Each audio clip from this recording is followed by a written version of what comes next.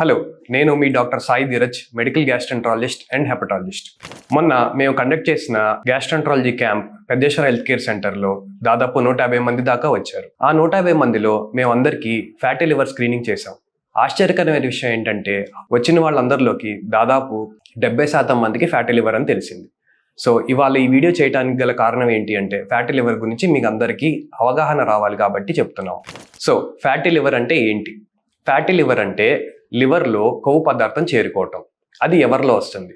యూజువల్గా మనం కామన్గా చూసే కేసుల్లో ఆల్కహాల్ కన్జంప్షన్ ఎక్కువ ఉన్నా, బాగా బరువు ఎక్కువ ఉన్నా, చాలా కాలంగా డయాబెటీస్ ఉన్నా, బీపీ ఎక్కువగా ఉన్నా, మన శరీరంలో బ్యాడ్ కొలెస్ట్రాల్ ఎక్కువ ఉన్నా ఇది రావడానికి ఛాన్సెస్ ఉంటాయి. ఇది పెద్దల్లోనే వస్తుందా అంటే కాదు, పిల్లల్లో కూడా రావచ్చు.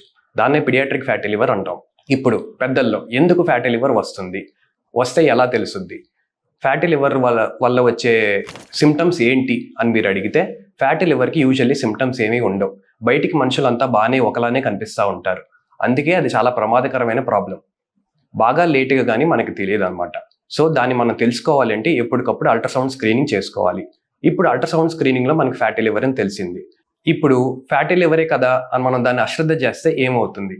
అది సిరోసిస్కి ప్రోగ్రెస్ అయ్యే ఛాన్స్ ఉంటుంది అనమాట.